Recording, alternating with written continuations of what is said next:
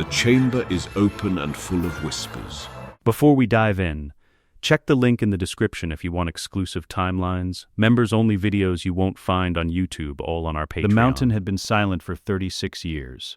Not quiet, mountains were never quiet, and Nurmengard least of all, perched above the Austrian valley with the specific weight of a structure built to be permanent and to have achieved it. Wind came through the high passes at night with enough force to strip bark from the pines.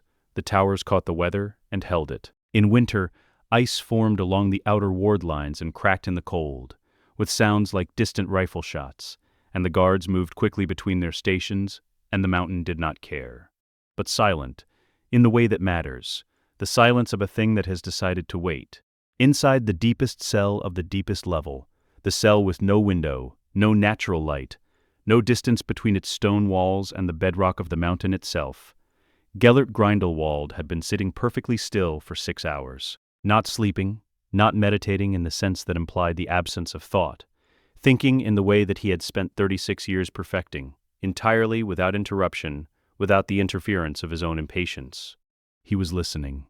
The magical world had currents the way the sea had currents, vast, slow-moving, and completely legible to anyone who knew how to read them. In 36 years of confinement, he had refined his reading of those currents to a precision that no external instrument could match. He tracked events the way a blind man tracks the movement of people through a room, by displacement, by the disturbance that significant magic left in the ambient field.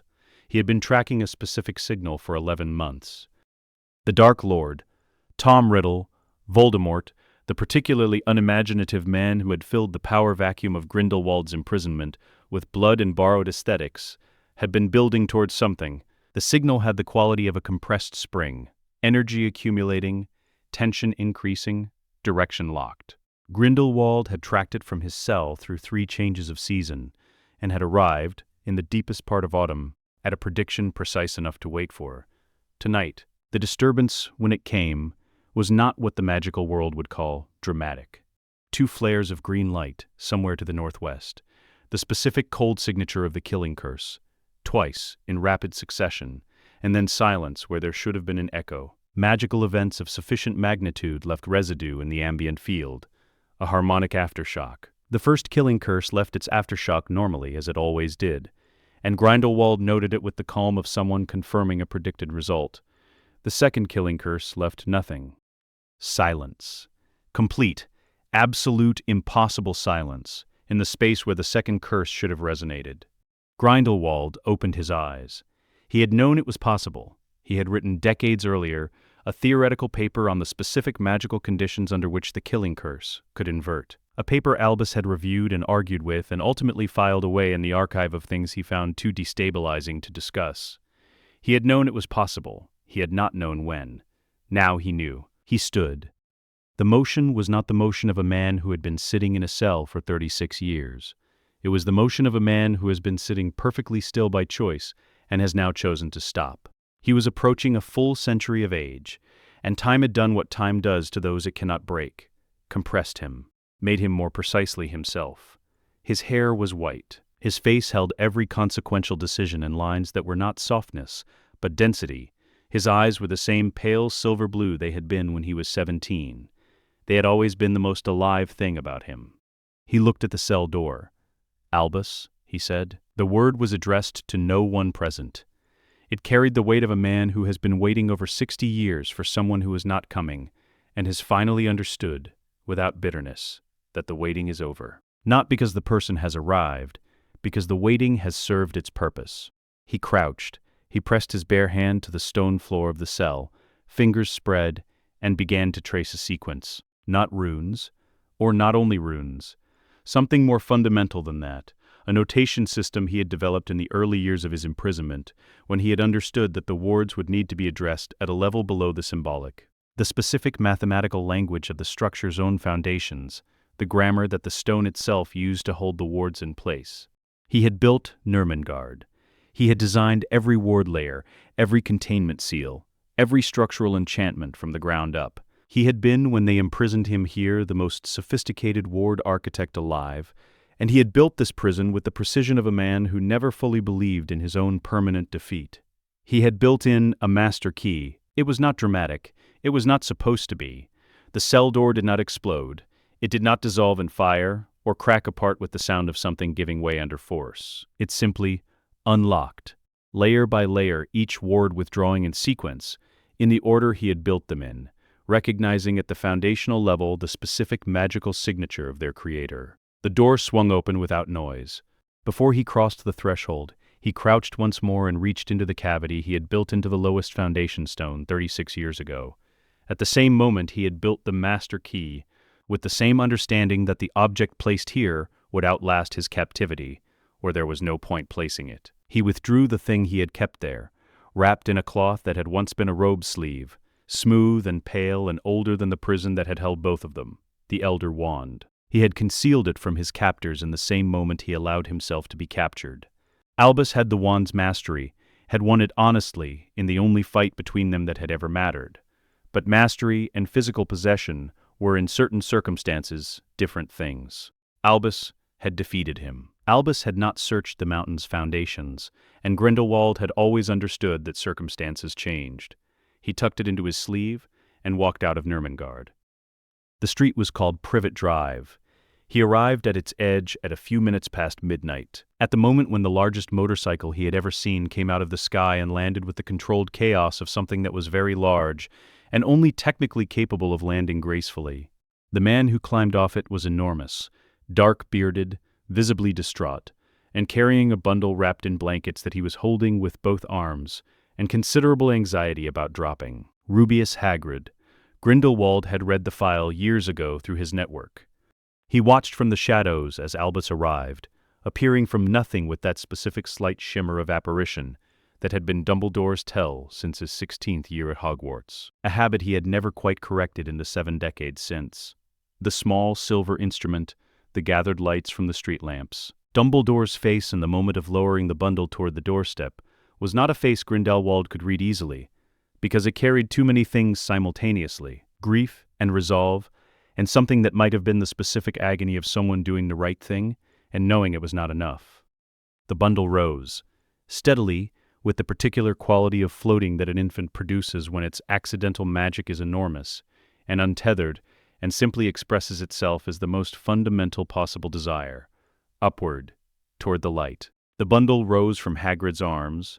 Hagrid's hands grasped air with a sound of complete bewilderment, and crossed Privet Drive in a smooth arc, floating at a height of approximately 4 feet, with the serenity of a child who is asleep, and whose unconscious magic has decided that this particular doorstep is not where this child is going. It came to Grindelwald. He did not reach for it. He let it come. When it arrived in front of him, floating at chest height, he looked at it for a moment. Then he removed his hood. Hagrid went very still. Even at this distance, even in the dark, the face was recognizable. The Dark Wizard. The one before. Hagrid's expression cycled through recognition and alarm, and something that was trying to become action and not finding the mechanism. "Ello, Rubeus," Grindelwald said pleasantly. His voice had a continental cadence that 40 years had not eroded. It was the voice of a man who had always spoken as if he had all the time in the world, because he had understood, at a very early age, that projecting urgency was a form of weakness. "Tell Albus I have decided to take a more direct interest in the problem," he said. Hagrid opened his mouth. The baby laughed. It was one of those laughs that infants produce, helpless, total, without self-consciousness or cause, or any relationship to what the adults around them were doing. The kind of laugh that means nothing except the body's discovery that laughing is possible. The blankets shifted as the baby reached upward with one small hand, fingers spread, toward nothing visible. Grindelwald looked at him. For the first time in the evening, in the story, he did not look like a strategist or an architect or an old man moving through a plan he had designed decades in advance. He looked at the 15-month-old child floating in the air on Privet Drive, and his expression did something that no official record of Gellert Grindelwald had ever captured. It went quiet. Not calculating quiet. Simply quiet. Green eyes.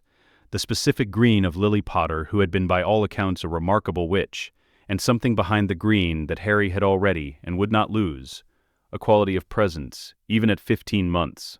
That was not innocence exactly, but was something more unusual. Full attention. The total, unjudging, Absolute engagement of a very young person for whom the world has not yet established categories of remarkable and unremarkable, because everything is equally new. The baby stared at him, then the small hand, still outstretched, curled, and from the tip of one small finger, a point of light appeared. It was nothing technically impressive, a luminescence, warm and golden, approximately the brightness of a candle. It floated 6 inches above the baby's hand, unconscious, instinctive, produced without effort or intention in the way that very young magical children produce fire when they're cold or move objects when they're frustrated, as automatic as breathing. It simply was, warm and small, and already magnificent. Grindelwald looked at the light for a long moment. "Yes," he said, very quietly, to the child and to himself, and to the night, and to the decision he was making fully and with complete understanding of its cost and its irreversibility. "You too." He wrapped both arms around the bundle, with the careful competence of someone who has handled many things that required not being dropped. The light from Harry's finger stayed steady between them as they left Privet Drive. Above the street, the lights Albus had gathered into his deluminator winked back into being, one by one. They illuminated an empty road. The candle was white, ordinary wax, ordinary wick, set in an ordinary holder on an ordinary stone table in a room where nothing else was ordinary. Grindelwald sat across from it. Harry sat beside him, or rather, Harry was in the vicinity of the chair he had been placed in. In the approximate configuration of a 2-year-old who has been asked to sit still and is managing it through force of personal interest rather than physical capability. "Move the flame," Grindelwald said. Harry looked at the flame. The flame looked insofar as a flame looks back. For 11 minutes, nothing happened. This was not the nothing of a child who was not trying. Harry was trying in the way he always tried, completely, with his entire attention applied to the problem in front of him, his small face arranged in the particular expression of someone working through something that resists simple force. The flame guttered once, in a draft from nowhere, and both of them watched it resettle. At minute 12, Harry reached out with what was not his hand, with the reaching thing that had no name yet, that moved granite and held light and had been expressing itself since before he could walk. And the flame bent, not toward him, around him. It described a perfect arc from one side of the wick to the other, a slow, deliberate curve that held its shape for 3 full seconds before the flame returned to upright. Harry looked at his own hand, which had not moved. "Again," Grindelwald said, "but this time, don't move the flame. Ask it to move." Harry considered this distinction for approximately a second and a half, with the seriousness of a 2-year-old for whom seriousness was a natural state rather than a performance. Then he looked at the flame again. The flame moved, slower this time. A different quality of motion, not the sudden bend of something redirected, but the gradual lean of something inclining toward a suggestion. The arc it described was slightly different from the first, more specific, as if the flame had made a choice. "Yes," Grindelwald said. He did not say good. He did not say well done. This distinction was not cruelty, it was precision. The word good would have suggested the exercise was complete. The word yes suggested it had begun. Again. The 11th stone dropped at the 4-minute mark. Harry caught it at knee height, a chunk of granite the size of his head, arrested in mid-fall by a gesture that was not quite a gesture, a reaching out with something other than his hand. He held it. All 11 pieces of granite, orbiting him in a configuration that was supposed to be a precise geometric formation called the first array, suspended in the cold air of the training chamber. For 3 seconds, every stone was still. Then, 3 of them slid simultaneously outward, and he grabbed for all 3 at once, and the effort of grabbing split his attention from the remaining 8, and 2 of those drifted, and when he grabbed for those he lost one of the 3, and the cascade began. All 11 stones hit the floor in under a second. Harry stood in the resulting quiet. He was 5 years old, and his breathing was controlled in the way of someone who has been taught to control his breathing since before he could form clear memories. But his jaw was set in the particular way that meant he was deciding between 2 responses to frustration and had not yet chosen. He chose neither. He crouched and picked up one of the granite pieces in his actual hand, feeling its weight, and he looked at it with an expression that was not quite anger and not quite concentration, but was somewhere in the specific territory between them, where most of Harry's real thinking happened. "The exercise is precision, not power," Grindelwald said from the doorway. Harry did not startled. He had not startled at sudden sounds since he was 3. "I know what the exercise is," he said. "You have more than enough power. What you lack? Architecture." The word came out with the particular flatness of something heard so many times it had stopped being a word and become simply a shape in the air. Harry set the granite piece down carefully on the chamber floor. "You've said." "I have said. Have you understood it?" Harry was quiet for a moment. This was different from not answering. Grindelwald had spent 5 years teaching him the difference between silence as avoidance and silence as thought, and both of them knew which this was. "I understand it conceptually," Harry said. "I don't know how to make my magic work that way. It doesn't want to be structured. It wants to—" He made a contained gesture with both hands that indicated the direction of the stones now lying across the chamber floor. "That engine without a housing," Grindelwald said. "An engine without a housing destroys everything, including itself." He looked at his ward, 5 years old, already capable of moving 11 pieces of granite simultaneously, already beyond what most witches and wizards achieved in 20 years of formal training, and still fundamentally unable to do the thing the exercise required. "Some things are constitutional, Harry. You will always be primarily will. I cannot teach you to be otherwise, and I would not if I could." Harry looked at the stones. "Then what do you need?" "Someone who is constitutionally the opposite," Grindelwald said. "Someone who builds the housing first." The library was in Hampstead. It was a gray November afternoon, damp in the specific way of a London November that has given up any pretense of autumn, and is simply waiting for winter. Brennan, their network liaison, a quiet Austrian wizard in his late 60s, who had been maintaining his own glamour for so long that he had, to Harry's soul sight, a slight doubling of aura that was entirely his own, walked beside Harry on the pavement outside. Harry was wearing brown eyes instead of green. The glamour was light work. He barely noticed it anymore. He noticed the rain. Or rather, he noticed the absence of it. The rain was falling steadily on every surface within his field of vision. Pavements, benches, the low iron fence around the library's small front garden, and it was not falling in a precise 3-foot circle on the pavement immediately outside the library window. Harry stopped walking. In the window, visible through the rain-blurred glass, a girl, small, earnest-faced, very bushy brown hair, wearing a cardigan 2 sizes too large for her. She was reading something large and appeared to be genuinely cross with it, in the specific way of a person who finds the source material insufficient. She had not looked up from the page since Harry had been looking at her, which was approximately 30 seconds. The dry pavement was not something she was doing. It was simply something that was happening around her. "She's doing that?" Harry said. "Yes," Brennan said. "She doesn't know she's doing it. Apparently not." Harry watched the rain fall around the edges of the 3-foot circle and stop at its perimeter with the natural ease of a pattern that had settled into itself, that had found its shape and was holding it without effort, because the person at its center was simply thinking very hard about something else entirely. "She's not holding it," he said. The understanding arrived in his voice with the particular quality of something he had not expected to find, and was therefore paying very close attention to. "It's just staying." "Yes," Brennan said. Harry was quiet for a long moment. "That's architecture," he said. She didn't look up when they sat down.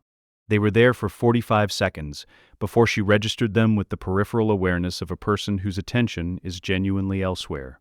Then she looked up with the expression of someone interrupted in the middle of something important, assessed them both in the span of approximately 4 seconds, and made a decision.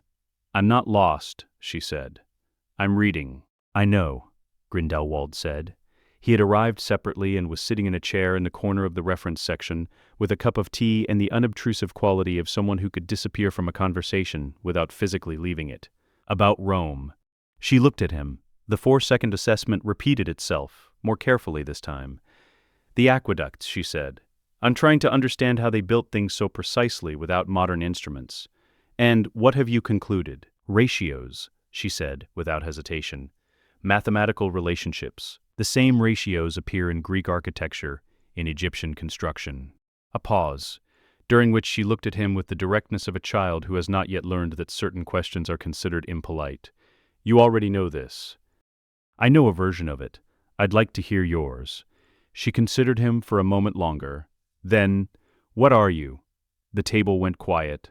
"Something old," Grindelwald said. "Something that has been watching the world for a long time." "A wizard?" He went very still. Across the table, Harry watched this exchange with a particular quality of attention he gave to things he was learning from. "Most children cannot tell," Grindelwald said. "I can feel it," she said, simply as a statement of observed fact rather than a claim, like heat from a fire before you see the flames. A pause. "The boy behind you has even more heat. He's been staring at me." Harry, who had in fact been staring, did not look away. She turned to look at him fully for the first time. Her eyes were brown and very direct, and she was doing the same thing she had done with Grindelwald. The assessment, rapid and unsentimental, organizing information into categories. Harry had been assessed by adults who knew exactly who he was, and found the process uncomfortable. Being assessed by a 5-year-old girl who had no particular reason to be impressed by him was different. It was, in fact, interesting. "You stopped the rain," he said. "What?" she said. "Outside your window there's a dry circle on the pavement. 3 feet. You've been doing it since before we arrived." She turned to look at the window, watched the rain for a moment, watched the edge of the dry circle. Something crossed her face. Not surprise exactly, but the specific expression of a person who has been finding explanations for something for a long time and has just been offered one that fits better than any of the others. "I thought that was the overhang," she said. "There is no overhang," Harry said. She looked at the window again. She looked at her own hand on the page of the book. Then she looked at Harry. "Can you do it too?" she said. "I can do other things," Harry said. "I'm not very good at the still kind. I'm not very good at the—" She paused, searching for the word. Then, with the precision of someone who defaults to precision, "the forceful kind." They looked at each other across the library table. "You need someone to help you not break things," she said. "You need someone to help you not get bored," he said. The silence that followed was not the silence of 2 children who had run out of things to say. It was the silence of 2 people who have just identified something important and are taking a moment to confirm the identification before proceeding. In the corner, Grindelwald set down his tea. He told the Grangers everything. Jean and Richard Granger were sensible people, professional, skeptical in the way of people who work with measurable outcomes, accustomed to being the most competent adults in most rooms. They sat across from Grindelwald in their living room on a Tuesday evening, and they listened to everything he said with the careful attention of people who had not yet decided whether to believe it. "Prove it," Jean said. He had expected this. He had, in his many decades, encountered many versions of this request. And he understood that the proving was not the hard part. The hard part was proving the right thing. Not power, which produced fear, and not cleverness, which produced skepticism, but something that could not be argued with because it was not an argument. He performed a legilimency sharing, not reading, showing. He opened a single image and presented it to Jean Granger, with the precision of someone who understands the difference between a door and a window. The door is yours to walk through. The window is simply something to look through from where you already stand. She saw Harry's room at Nurmengard. High vaulted ceilings. Firelight that was gold because the child inside was calm. Walls covered in maps of places he had studied and places he wanted to go. A 5-year-old boy asleep, surrounded by the small floating lights he made in his sleep, peaceful in the way of someone who has always been, simply and completely cared for. Jean Granger said nothing for a long moment. "He's loved," she said finally. "Not a question." "Yes," Grindelwald said. She did not cry. Her eyes made a decision that her face hadn't finished processing yet, and she looked at her husband, and something passed between them that required no translation. "Hermione had better be able to come home whenever she wants," Richard Granger said. "Whenever she asks," Grindelwald said. "Those are my terms as well as yours." In the hallway, visible through the doorway, Hermione was sitting on the stairs with the particular posture of a child who has been listening carefully to a conversation she was not invited to, and has concluded that she does not need to pretend otherwise. She was not looking at her parents. She was looking at Harry, who had settled on the bottom step beside her with the ease of someone who has found the correct place to be. "You live in a castle," she said. "A fortress, technically," Harry said. "Is there a library?" "A significant one." She was quiet for a moment. "Are the books organized?" "Grindelwald has a system. I don't entirely agree with his system," Harry said. She turned to look at him. "We can reorganize them." Harry looked back at her. In his eyes, something that had been restless since before he could name it, the engine without a housing, running without direction, went briefly, entirely still. "Yes," he said, "we can. 3 months after arriving at Nurmengard, Hermione was given a table. The table held 12 objects. The objects were various in kind and unified in the fact that each of them was enchanted, active, and producing a magical field of some specific character. A glass sphere containing a self-sustaining loop of light, a carved stone that maintained a localized temperature variation, a small clock that ran backward, a sealed wooden box that wanted very specifically to open.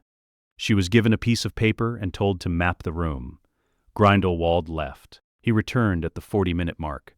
Hermione was still seated at the table. She had not touched any of the objects. She had not produced any magical detection that he could register.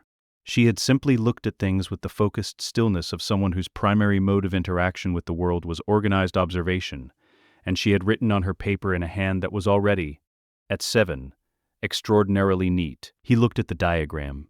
It was an architectural representation of the table's magical landscape, not the objects themselves, but the relationships between their fields, mapped as a series of overlapping geometries with specific notations at their intersections. It was accurate to within the margin of measurement error inherent in aura reading without a detection instrument. He looked at it for a long moment. "How did you do this?" he said. "I looked at it like an argument," Hermione said. "Each object is making a claim.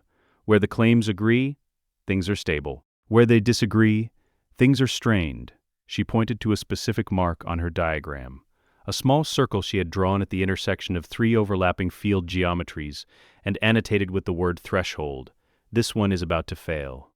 Grindelwald looked at the containment orb she had indicated. It burst. The room filled with a cold gust that came from no direction and every direction, the specific not wind of a self-sustaining magical field releasing its accumulated energy. Hermione's papers lifted at the edges. She held them flat with both hands and watched the orb's remnants settle. "I thought so," she said. Grindelwald looked at the empty orb housing, at the diagram, at the 7-year-old who had mapped an active magical environment in 40 minutes using nothing but organized looking. "You said it like an argument," he said. "Tell me more about that." "Arguments have structure," she said, as if this were obvious, because to her it was. Claims and counterclaims and the places where they intersect. The places where they intersect are where the stress lives. She looked at the burst orb. That one's claim was that it could hold something. The claim was overstated. "Why didn't you simply tell me it was about to fail?" She paused. "I wanted to make sure I was right." He looked at her for a long moment. "Next week," he said, "we will map something larger. A single instruction. Raise the water level by exactly 10 feet, hold it for 5 minutes, then lower it to its original level, without creating a single ripple." Harry could do the first part in 2 seconds. He had done it, in fact, in 2 seconds twice before Hermione arrived in the chamber. Standing at the edge of the flooded room, with her notebook and the particular expression of someone who has already calculated the problem, and found the calculation insufficient. "You're using too much," she said. "It's working," Harry said. "It's working loudly. The ripple variance when you hold it is approximately 3 centimeters. She showed him the notation. "The exercise requires none. The exercise requires no ripple at the descent, not at the hold. The exercise requires no ripple. It's implied throughout." Harry looked at the water, which was at the correct height and vibrating very slightly at its surface, with something held by force that is very slightly larger than the force required. "Show me, then," he said, not sarcastically, genuinely. Hermione closed her notebook. She looked at the water. She looked at it the way she looked at the table of objects, as an argument, as a system of claims, as a structure with internal logic that she was identifying rather than imposing upon. "Then, I can see the structure. I don't have the power to move the volume." They looked at each other. "Design it," Harry said. "I'll move through it." She opened her notebook to a clean page. She wrote for 60 seconds, a specific notation that Harry had learned to read over the previous months, the architectural shorthand she had developed for magical field geometry. She showed it to him. He read it.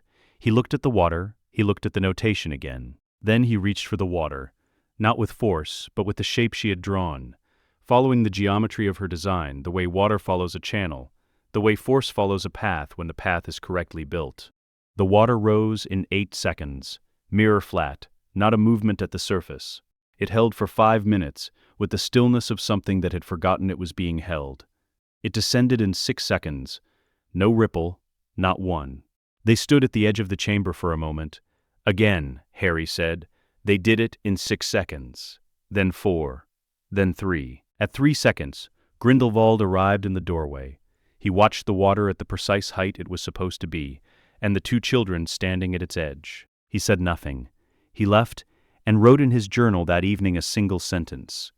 The housing found the engine. The Gallery of the Fallen was the only part of the original Nurmengard that Grindelwald had not rebuilt. The cells were as they had been. Stone floors, iron doors, the specific cold that came not from temperature, but from the accumulated weight of what these rooms had been used for. He walked the children through it once a week. He told the stories without editorializing, without moral guidance, without the gentle framing that most adults applied to difficult history to protect the children consuming it. He let them draw conclusions. At the cell of a magical supremacist, imprisoned for ordering a village massacre, Harry stood for a long time looking at the door. He thought he was protecting wizards, Harry said. He was, Grindelwald said. But he was wrong. He was tactically wrong. What was his fundamental error? He thought protection required destruction, Hermione said. She said it the way she said things she had thought through completely. Not tentatively, but with the precision of someone delivering a conclusion they have verified. You can protect something without destroying the threat. You can move the thing you're protecting, you can make it powerful enough that the threat becomes irrelevant. Destruction was the lazy choice. The choice of someone who couldn't solve the harder problem. Yes, Grindelwald said. He was also protecting the wrong thing, Harry said. He was protecting purity, not people. A pause. Protection of an abstraction is not protection, Grindelwald said. It is politics. They walked on. Hermione was writing in her notebook. Are you cataloging them? Harry asked. Categorizing the failure modes, she said. So far, there are 4. Tactical error, conceptual error, motivational error, and... She paused. This one I don't have a word for yet, where someone does exactly what they set out to do, and the thing they set out to do was never going to work. Strategic blindness, Grindelwald said, from slightly ahead of them. Yes, Hermione said, and wrote it down. Most wizards who seek to be masters of death understand it as immortality, Grindelwald said. That understanding is wrong. He placed 3 illustrations on the table between them, precise ink drawings on white paper, each representing one of the Hallows by its philosophical meaning rather than its physical form. The Elder Wand, Hermione said. She looked at the illustration. The temptation of force. Yes, to solve every problem by being the strongest. The most common failure mode in the gallery. He looked at Harry, who received this without flinching. You are temperamentally inclined toward it. This is the one to watch. Harry nodded. He had been taught to receive accurate criticism as information rather than attack. The resurrection stone, Hermione said. The prison of grief. Refusing to move forward because of what was lost, holding the past as a substitute for the present. A pause. I spent some time in that prison. I am qualified to describe it. Neither child commented on this. The cloak, Harry said. Disappearing. Avoiding the burden of being seen. And the responsibility that being seen entails, Grindelwald said. He folded his hands on the table. A master of death is not someone who never dies. It is someone who has all 3 temptations available and is not governed by any of them, who acts without fear of the cost, of loss, of consequence, of the leverage that mortality gives to those who would control you. He looked at them both.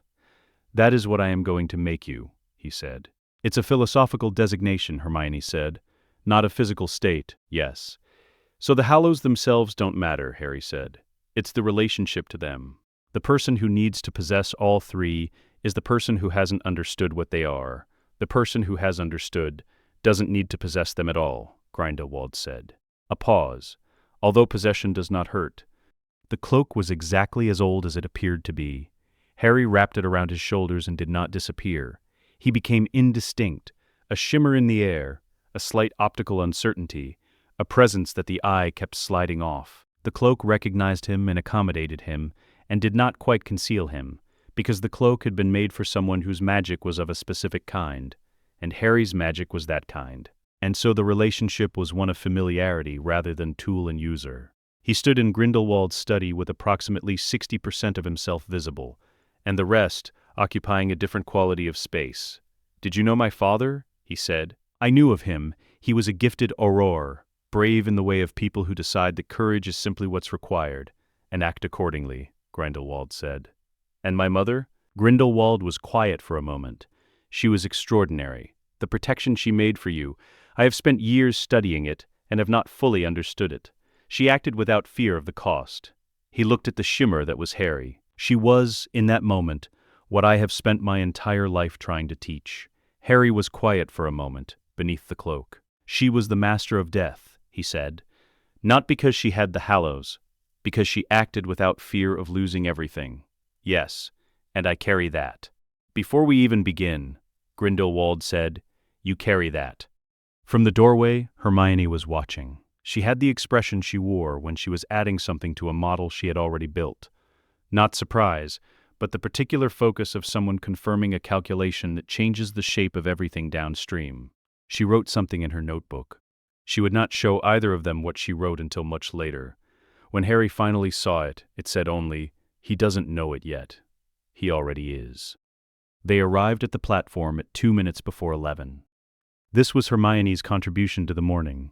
She had calculated the optimal arrival window, cross-referencing the departure time, the platform's expected population density at various points in the pre-departure window, and the specific social dynamics of arriving neither first nor last, not early enough to suggest anxiety, not late enough to suggest disorganization. The moment when the platform was at maximum capacity and maximum noise, when 2 people entering it would produce the most signal against the least background expectation. You want to make an entrance, Harry had said, reviewing the calculation. I want to arrive correctly, Hermione had said. The entrance is incidental. They were wearing imperial blue silk, not Hogwarts robes, which they had received along with their letters and set aside after a brief examination. Not any ministry-associated colors, but a deep, specific blue that Grindelwald had selected with the precision of someone who understood the language of visual presentation. Silver at the cuffs, silver at the collar. Nothing ostentatious, simply the exact register of people who had dressed entirely according to their own standard and had not considered anyone else's relevant. The platform received them the way platforms receive things that don't fit the expected pattern, with a spreading quality of attention, people noticing without quite knowing what they were noticing, conversations pausing mid-sentence and resuming with slightly different content. They boarded the train. They found a compartment 3 cars from the center. They sat. Ron Weasley looked into the compartment within 5 minutes.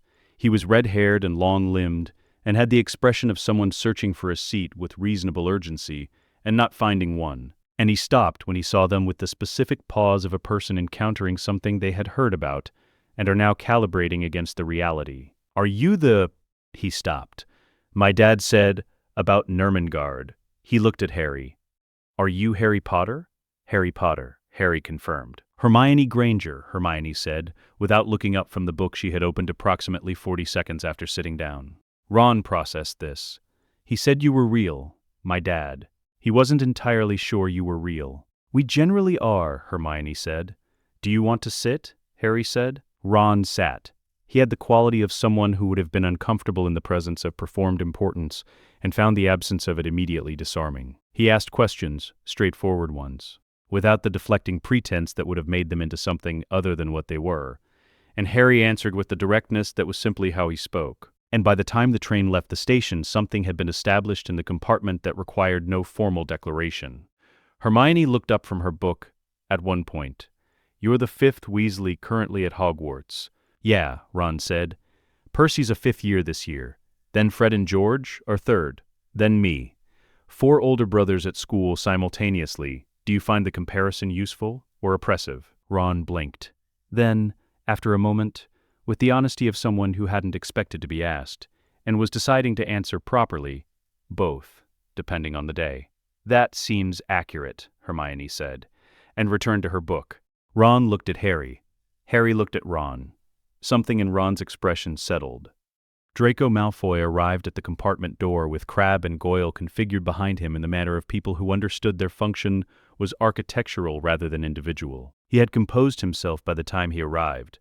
Composed from what exactly was visible in the slight over-control of his expression, the careful placement of condescension that was a few degrees more deliberate than it would have been in a context where he felt entirely certain of his ground. He had heard things about the Nurmengard children from various sources, all contradictory, and had assembled them into a coherent picture and arrived at the conclusion that the safest approach was confidence. "Potter," he said. He let the name carry the weight he had clearly practiced. "I'm Draco Malfoy. Your father sent a note to Nurmengard 3 years ago," Harry said. "Something about appropriate alliances." The careful expression flickered, just slightly, the flicker of someone who has stepped onto ground they expected to be solid and found it respond differently than expected.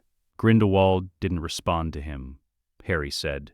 He felt the offer was beneath what it was being offered to. "I mention it so you have accurate information about the existing relationship between your family and mine." "Your father is a follower," Hermione said, still without looking up.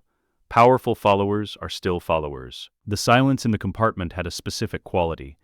Not the silence of something suppressed, but the silence of something absent.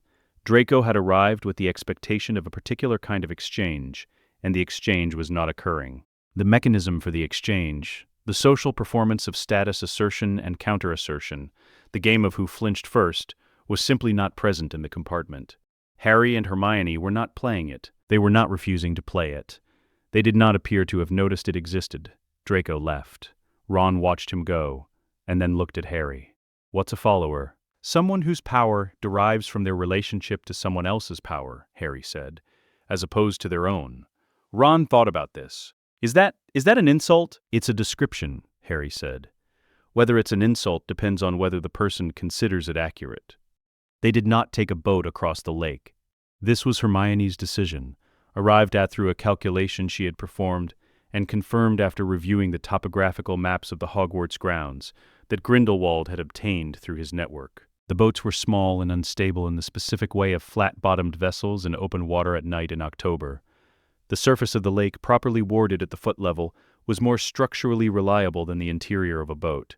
The energy expenditure for surface walking with appropriate hydrophobic ward casting was less than the energy expenditure of maintaining balance in a small boat on a body of water that contained, she had read the relevant literature, a giant squid and an undetermined population of Grindylows.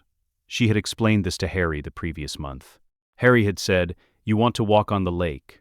Hermione had said, "I want to cross the lake in the most efficient manner available." The effect on the other first years was considerable. Neville Longbottom in the nearest boat watched the two figures moving across the water's surface in the moonlight, and sat down very carefully in the center of his boat and did not move again until they reached the shore. The Great Hall was exactly as described.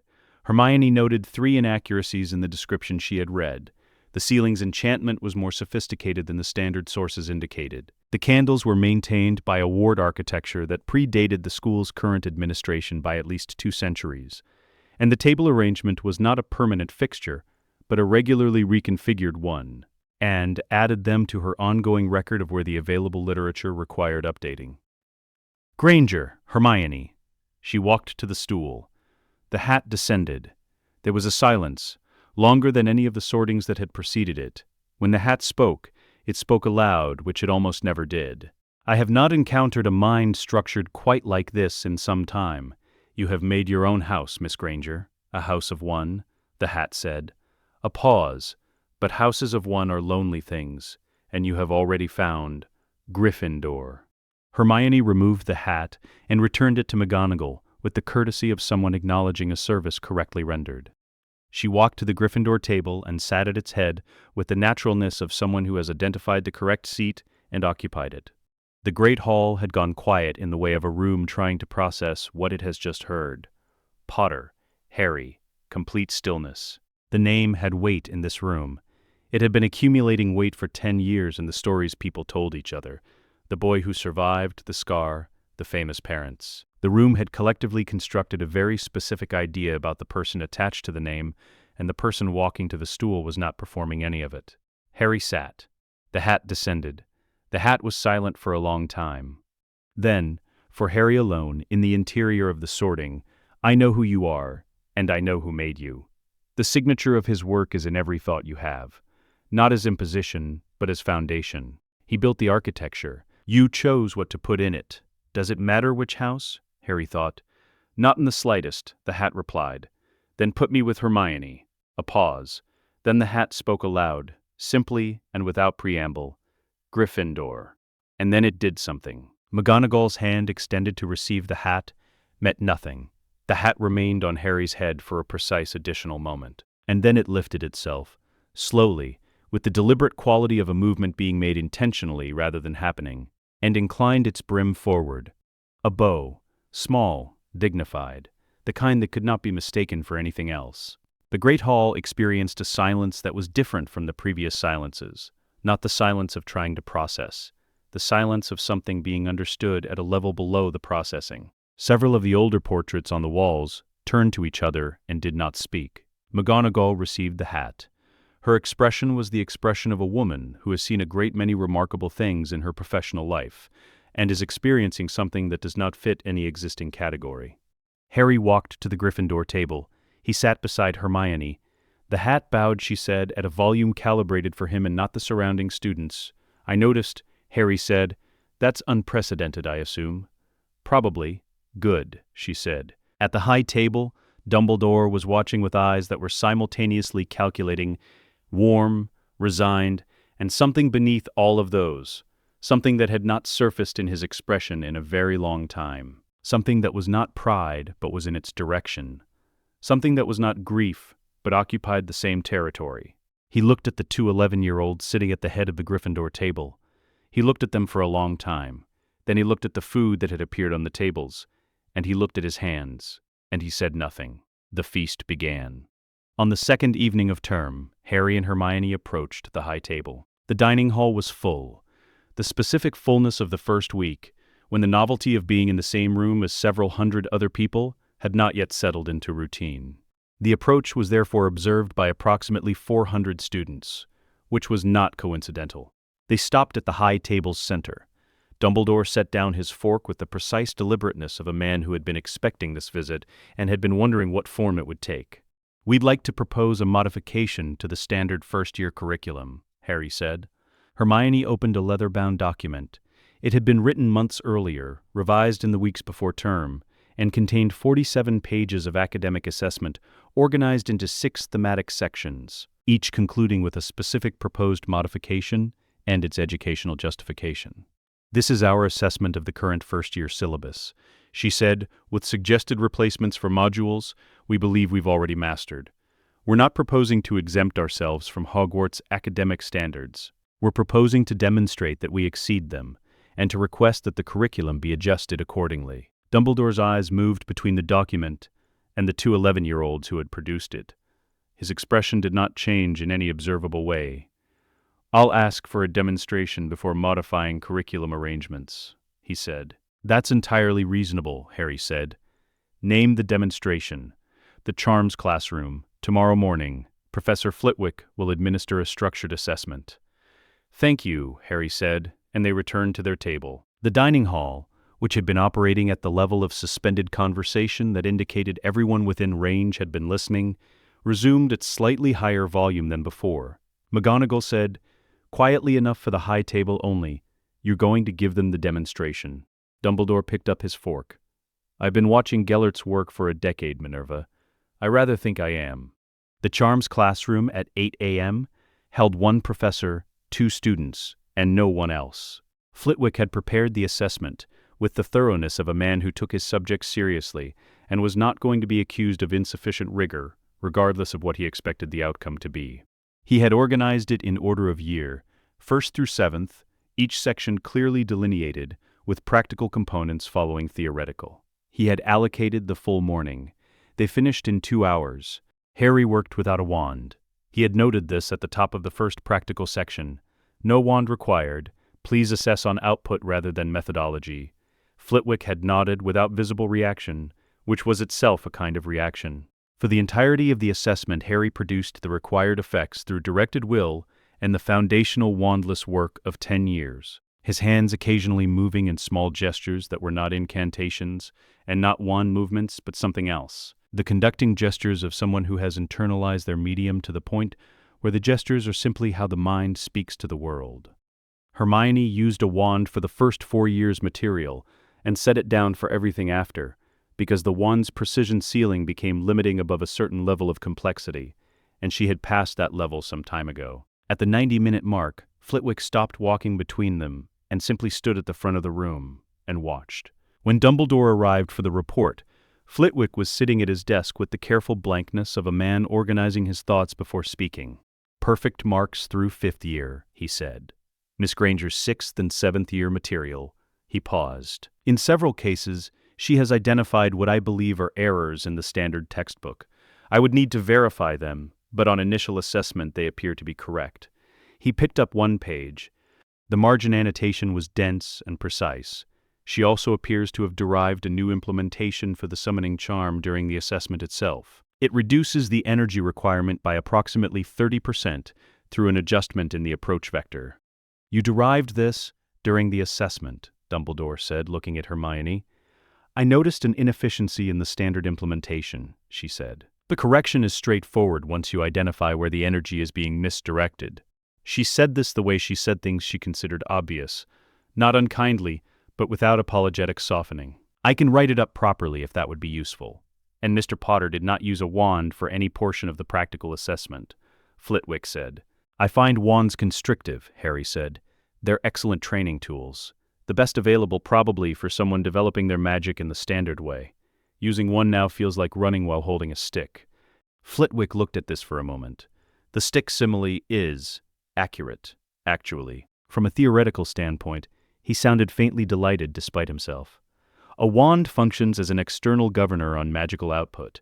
It standardizes and constrains simultaneously, which means that for a practitioner whose internal governance is already sufficiently developed, the constraint becomes the limitation rather than the tool," Hermione said. "Yes," Flitwick said.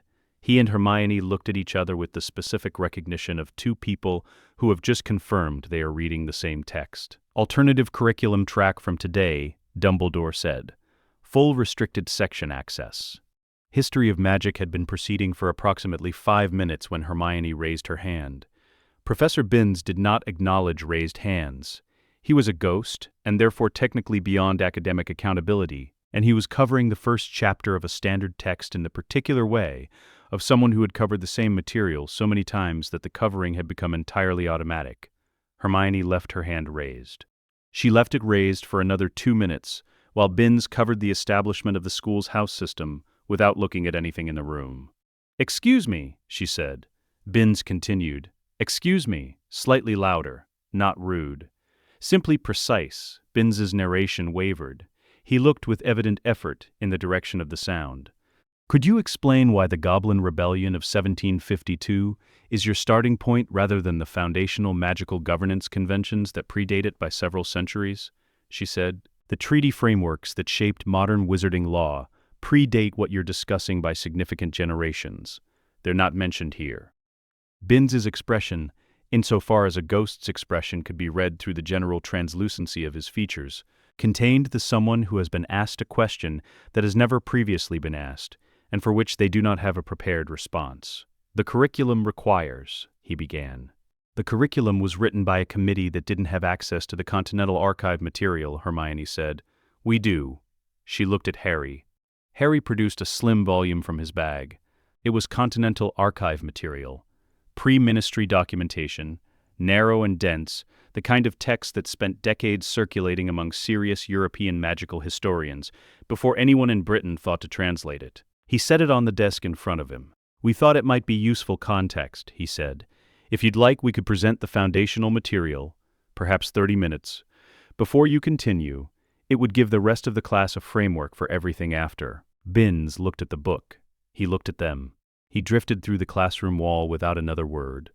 The door he would have needed to use if he were alive remained closed. The wall simply received him, and the room was, very suddenly, short. One professor. The remaining students sat in silence for a moment. McGonagall arrived to cover the rest of the lesson 12 minutes later. Summoned by a prefect who had not been entirely sure what the correct protocol was for reporting that a teacher had dematerialized through a wall, she found the class engaged in what appeared to be a genuine historical discussion prompted by Harry's Continental text, which had been passed around the room. She taught the rest of the lesson herself. It was, to her private acknowledgement, the most engaged she had seen a first-year history of magic class in 11 years. Lucius Malfoy arrived on a Friday. He came with the credentials of a school governor, and the confidence of a man who had not encountered resistance he could not manage since before the First Wizarding War. He was elegant in the manner of someone for whom elegance was a first language, natural, total, not performed. He found Harry and Hermione in the corridor outside the library. "Grindelwald's children," he said. The phrasing was chosen with care, acknowledging the connection, establishing its meaning through tone rather than content. He looked at Hermione with the specific inflection of someone noticing something they have categorized. A Muggle-born. "Yes," Hermione said. She said it the way she said everything, as information, clearly organized, accurately delivered. "Which makes it interesting that you're here, given that blood purity theory would predict I shouldn't be capable of what I demonstrably am." Lucius's expression produced a very small, very controlled shift. "I'm a Malfoy," he said. "The Malfoy family arrived in England with the Norman conquest," Harry said. "The empirical evidence on magical ability and lineage correlation has been refuted rather substantially by practitioners like Hermione. I'm being informative rather than adversarial. The information simply places things in an accurate context." Lucius looked between them. He had arrived with a specific understanding of how this conversation would go. The conversation was not going that way. "Blood purity is not simply a matter of ability," he said. "Then what is it a matter of?" Hermione asked. She asked it with complete genuine interest. No challenge in the voice, no performance of curiosity. The actual question, open and waiting. The question of someone who has read the available literature and found it insufficient and is now seeking clarification from a primary source. "I've read 12 texts on blood purity theory," Hermione said. "They each contradict the others in significant ways. The only consistent claim across all of them is that magical ability correlates with magical lineage, which the empirical evidence refutes rather substantially. I'm standing here. Could you explain the underlying theoretical framework? I'd genuinely like to understand what the claim actually is." Lucius began. "It's not a matter of—" "Then what is it a matter of?" Harry said. He asked it with the same quality Hermione had. Actual curiosity, patient and complete. No edge, no implication. Just the question standing in the corridor between them, waiting for an answer. The silence that followed was the silence of a man who had held a position for 40 years and had never in those 40 years been asked to explain it. The position had not required explanation. It had required assertion, and the assertion had always been sufficient, and now it was not sufficient, and the insufficiency had no available remedy because the question was genuine, and the answer was not. Lucius Malfoy left the corridor. He passed Draco on the way. Draco was against the wall with the expression of a boy who has just watched something collapse and is in the process of deciding what the collapse means for the structure he built on top of it. He looked at Harry and Hermione. They had already returned to whatever they had been doing before his father arrived. They were not watching Lucius leave. They were not performing satisfaction at the outcome. The conversation had concluded. They had moved on. Draco looked at his father's retreating back, at the two 11-year-olds who had dismantled 40 years of practiced certainty in 4 minutes using nothing but patient, genuine questions. He stood against the wall for a long time after everyone had gone. The mapping of Hogwarts took 3 weeks. Hermione did it architecturally.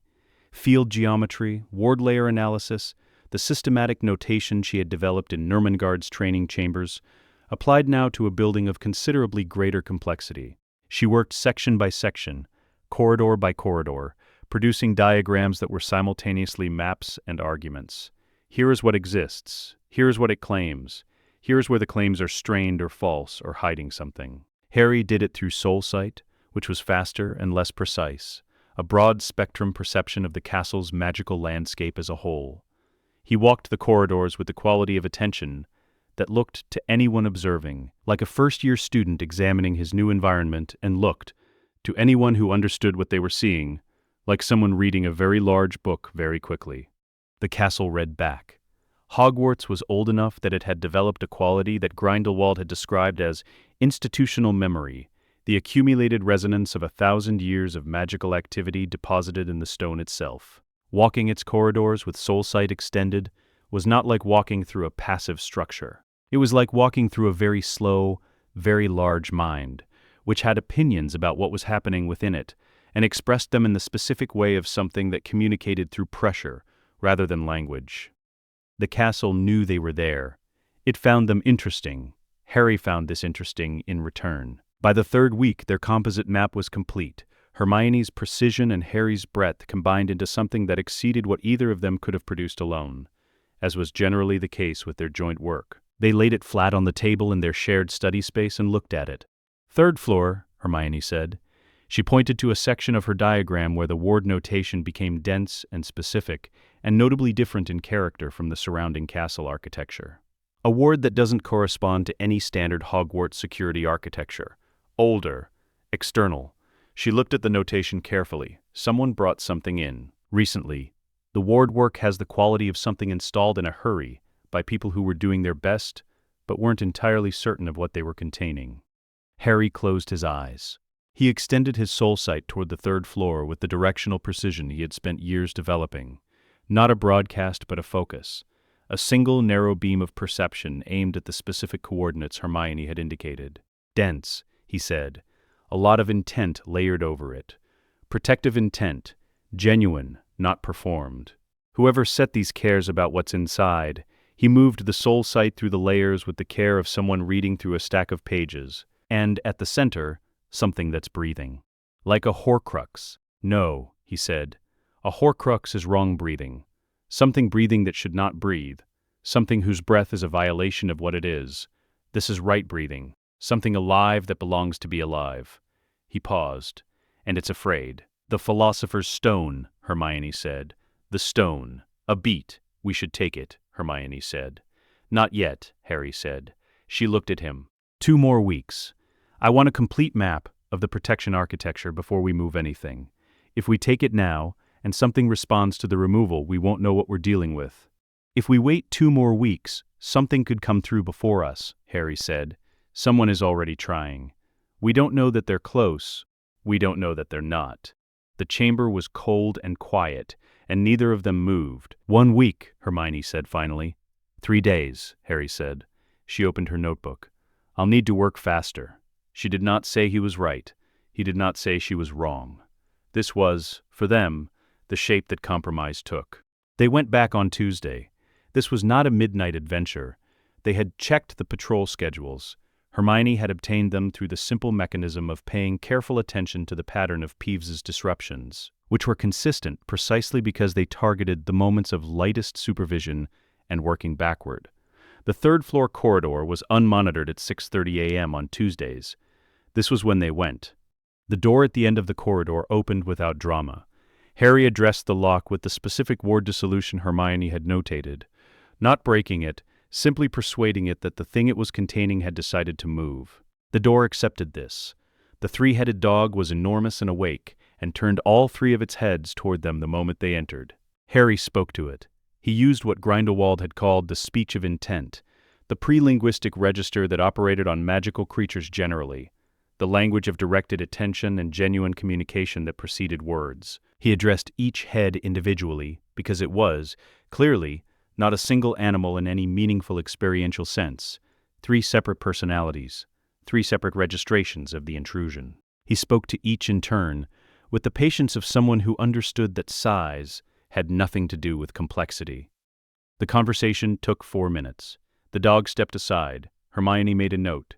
The devil's snare reached for them in the dark below the trapdoor with the automatic enthusiasm of a plant that had been waiting some time for something to reach for. Hermione applied a bluebell flame variant she had improved during Year 1 herbology, a modification to the standard implementation that produced broader heat distribution at lower energy cost, useful for covering 2 people simultaneously. The snare contracted. They walked through. The flying keys. Harry held out his hand and waited. He was not searching for the correct key through visual inspection or speed. He was listening for it. Every enchanted object had a specific resonance, and the lock behind them had a resonance, and the key that matched the lock would match it. The correct key came to his outstretched hand in approximately 12 seconds. The chess set. Hermione looked at the board for 40 seconds. She looked at it the way she looked at the table of enchanted objects. As an argument, as a system of claims, as a structure with internal logic that she was identifying. "White wins in 5 moves," she said, without anyone being captured. She played the 5 moves. The board cleared. The troll was already unconscious on the floor, which suggested that someone had come through before them. They stepped past it. The potions puzzle. Hermione read the riddle once, with the speed of someone reading a text she had already categorized. She selected the correct bottle in 30 seconds, confirmed her selection against the riddle's internal logic in an additional 10, and they both drank. The Mirror of Erised stood at the far end of the final chamber, with the something that had been waiting for a very long time, and was not surprised to have been found. Harry looked at it. The mirror showed him himself, standing in a place that had the quality of Nermangard's library, surrounded by books and Hermione's organizational annotations and the accumulated evidence of years of serious work. He was holding something. He looked at what he was holding. It was the stone. Not because he wanted to use it, because in the image the mirror produced of his deepest desire, he was holding it carefully, the way you hold something valuable that has been endangered and has been made safe, with the particular attention of someone whose desire is stewardship rather than possession.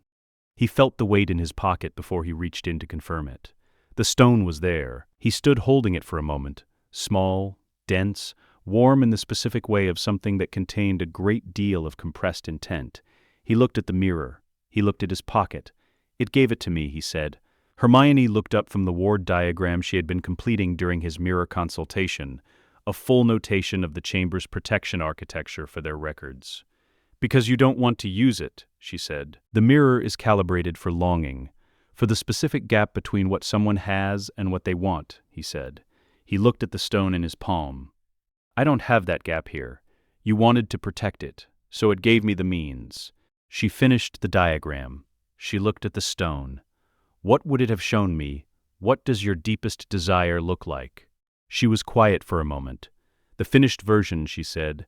"Whatever I'm currently working on, complete. Every argument resolved, every annotation made, the final form of the thing." She paused. "That's probably why it would have shown me using it, which would have meant you couldn't retrieve it." "Yes," she said. She closed the notebook. "Good thing you went first." They went directly to Dumbledore's office.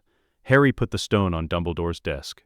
"Your security," he said, "is an insult to our magic."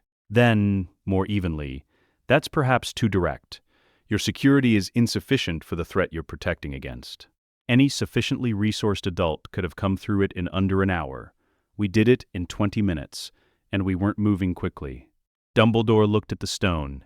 He looked at it for a long time, not with the expression of someone receiving bad news, but with the expression of someone confirming something they already knew and had not been certain how to address. "The Mirror of Erised," he said finally. "It gave you the stone, showed me wanting to be a good steward of something dangerous. So, I am one," Harry said. He looked at the stone on the desk. "What are you going to do with it?" "Return it to Nicholas Flamel and Voldemort. Someone is trying to get it for him." A pause. Dumbledore's expression changed its quality, becoming more careful, more attentive. "How do you know about—" "Soul sight," Harry said. "There is a soul in this building that is partly occupied. Someone with a second presence layered onto their own. It is not integrated. It sits on top of the existing consciousness, the way a passenger sits in a vehicle. The driver is still there, but someone else is directing." He paused. "The teacher with the stutter." "Quirinus Quirrell," Dumbledore said. The name came out as a confirmation rather than a revelation. "Yes, you should handle that soon. He is suffering. The occupation is damaging. The longer it continues, the less there is to recover." Dumbledore was quiet. "One other thing," Harry said. He reached into the bag he had brought. He produced a 12-page document, a full security assessment of the protection architecture, organized by layer, with specific identified vulnerabilities and recommended improvements for each. Hermione had been writing it in the chamber while he consulted the mirror. He placed it on the desk beside the stone. "We wrote it on site," Hermione said. "The notation in Section 3 identifies 2 ward redundancies you could collapse into a single, stronger layer. The chess set's detection threshold should be recalibrated. It's currently set for adult physical intrusion and doesn't register children." She paused, which was presumably not the intent.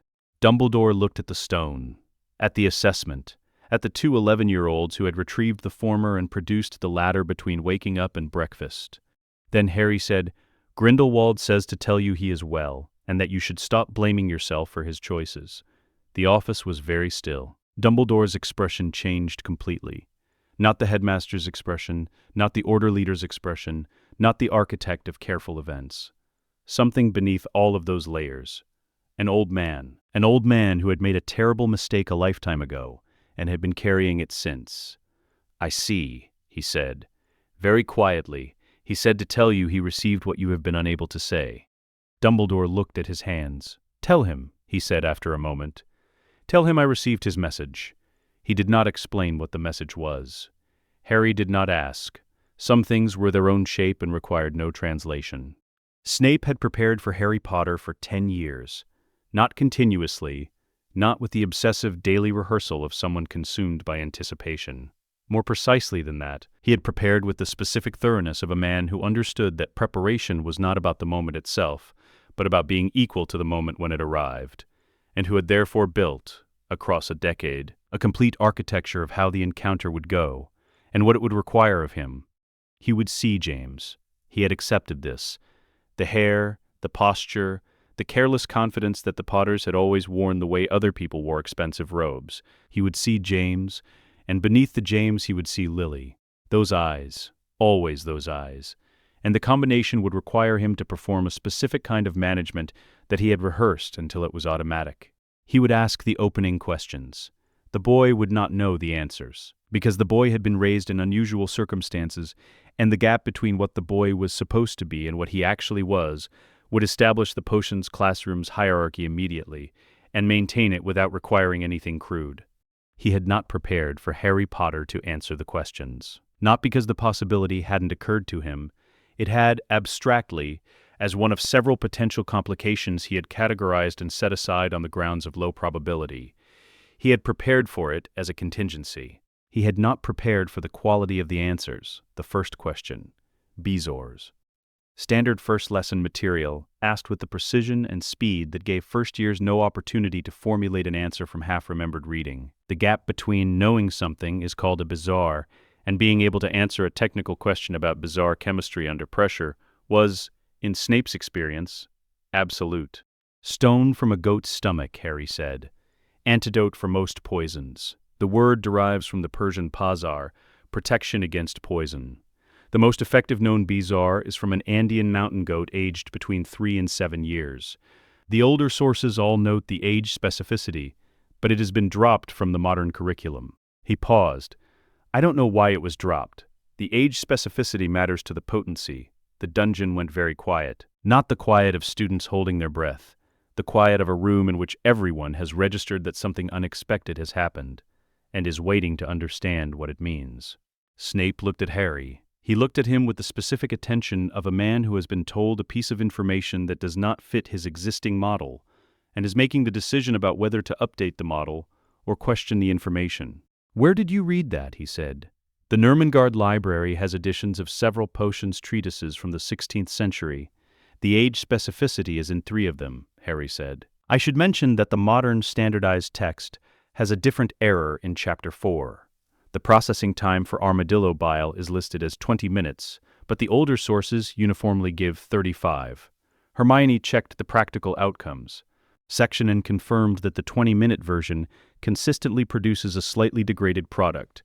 We assumed it was a transcription error, not an intentional change. From the adjacent table, Hermione said without looking up from her notes, I also found a paper arguing that the processing time change was introduced deliberately to produce a subtly inferior standard product. The argument was never refuted, just ignored. The paper is in the restricted archive. I can provide the reference if you'd like to check it. Snape looked at her. He continued the lesson. The after-class conversation happened in November, a Wednesday. The last students left, and Harry remained, not staying behind, simply not leaving. Sitting at the table with the someone who has identified that a conversation needs to happen, and has decided to wait for it. Snape regarded him from the front of the room for a moment. You have your mother's eyes, he said. I know, Harry said. Several people have mentioned it. You don't ask what it means to me. I assumed you'd tell me if you wanted me to know. A long pause. The dungeon had the cold of spaces that stay cold regardless of what happens within them.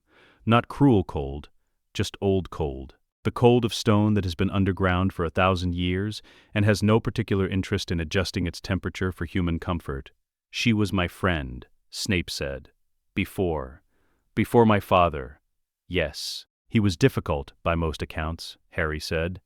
The statement was delivered as information, not as an apology for James Potter, not as a defense, simply as something he had read and found accurate. He became better. He became better, Snape agreed.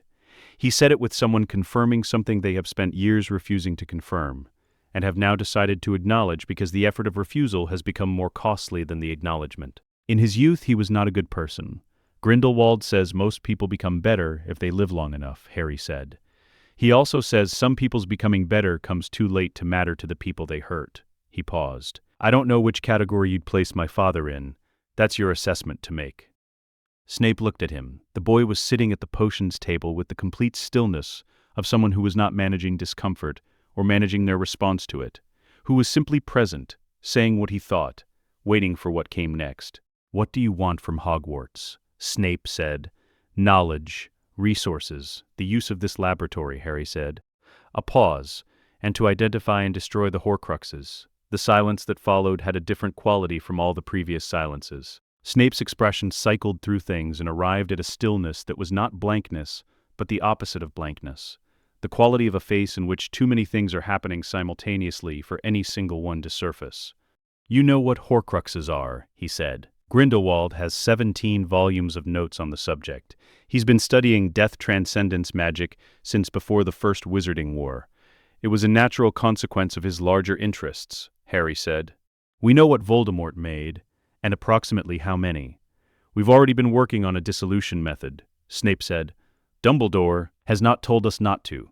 We haven't hidden our goals from him. We told him directly, during the conversation about the stone. We're not asking for permission. We're asking for technical collaboration. Why me? Because you're the best dark arts practitioner in this building, Harry said. You teach potions, but your real expertise is dark arts. We've been aware of this since September, and we're not passing judgment on it.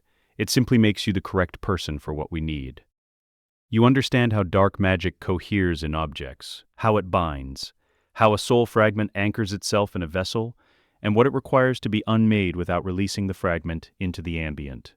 He paused. That is alchemy more than charms. Hermione has the theoretical framework. She needs someone who understands the practical dark binding mechanics. Snape looked at him for a long time. What you are describing, he said slowly, is a Horcrux dissolution method that does not require a basilisk fang, fiend fire, or the destruction of the vessel itself, Hermione said. Her voice came from the doorway. She had returned, clearly having waited in the corridor until the appropriate moment. She entered the room and set a folder on the nearest table. The theoretical basis is in here. The method works through alchemical unmaking of the soul fragment's anchor rather than physical destruction of the vessel. In principle, this allows dissolution to be performed surgically rather than catastrophically. She looked at Snape. In principle, the practical implementation has gaps that require someone who understands the mechanics of dark binding from the inside. Snape picked up the folder. He opened it. He read for a long time, not skimming, reading in the way of someone who respects primary material and has encountered too many secondary sources to accept anything at less than full attention. He turned pages. He stopped on certain pages and read them again. He made a sound once, very quietly, that might have been the beginning of an objection or the beginning of acknowledgement. He closed the folder. The binding mechanics in Section 4, he said. Your theoretical model assumes the fragment's anchor can be isolated from the vessel's material substrate. In practice, the anchor is entangled with the material at a level that makes isolation possible, but not simple, Hermione said. We know. That's the gap. Not the only gap. No, there are 3. I've marked them. She produced her own copy of the document with 3 sections flagged in different colors. Red is the anchor isolation problem. Blue is the containment question during the dissolution phase. What prevents the fragment from dispersing into the ambient rather than being properly unmade? Orange is the resonance signature issue, how you confirm the fragment is fully dissolved rather than simply dormant. Snape looked at the flagged sections. Wednesday and Saturday evenings, he said. Laboratory access. I will work with you on Saturdays. I will not have you performing this without supervision. Not because I doubt your competence, but because the consequence of error in this specific domain is not recoverable. That's reasonable, Hermione said. I'm not doing this for reasonable reasons, Snape said. I'm doing this because the alternative is slower, costlier, and assumes a specific ending that I find. He stopped. He looked at the folder in his hands. I will be there on Saturday. Thank you, Professor, Harry said. Don't thank me, Snape said. Don't blow anything up. The following Saturday, in the potions laboratory, Snape stood across the bench from Hermione while she ran the theoretical model for the anchor isolation problem. Harry sat to one side, listening, occasionally asking a question that was precise in the way of someone who understood the argument and was testing specific branches of it. Snape watched Hermione work. He watched with the attention of a man who has assessed a great many students and has developed an accurate sense of what genuine competence looks like, as opposed to performed competence. At one point, she said, of a particular step in the isolation sequence, this is where it falls apart. The anchor retreats into the substrate when it detects the dissolution attempt, like a nerve response, like a defense, Snape said. The fragment is not passive. It will attempt to preserve itself. So we need to isolate it before it knows it's being isolated. Yes. And how do you approach something with magical sensitivity without it registering the approach? You approach it with something it already knows, Snape said. You give it a familiar resonance to orient toward, and while it is orienting, you perform the isolation behind it. What familiar resonance would a soul fragment recognize? A pause. Its own original signature, Snape said. A soul fragment is a piece of something larger. It retains the harmonic of the complete soul it was separated from. If you present it with that harmonic, it turns toward it, Hermione said. It recognizes home. She kept writing. Snape looked at the top of her head, bent over the notebook, writing with the speed and precision of someone capturing something they absolutely cannot afford to lose. He looked at it with the specific expression of someone encountering, for the first time in a long time, work that merited his complete attention. He did not say anything. He was not the kind of man who said things when nothing needed saying. He sat down at the bench. They worked. The mapping had identified the chamber in October of their first year, a significant sealed space below the second-floor girls' bathroom, absent from any architectural plan, too large and too deliberately concealed to be accidental. Harry and Hermione had investigated in June, when the school's corridors were lighter with approaching summer, and the castle's attention was distributed differently. They had found the basilisk. She had found them first. The chamber entrance opened onto a vast space that breathed with the specific cold of something underground and ancient. And before they had moved 10 steps into it, something moved in the darkness at the far end.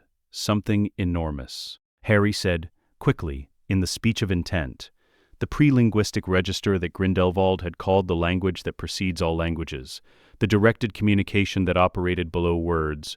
We are not here to fight. We are not here to test you.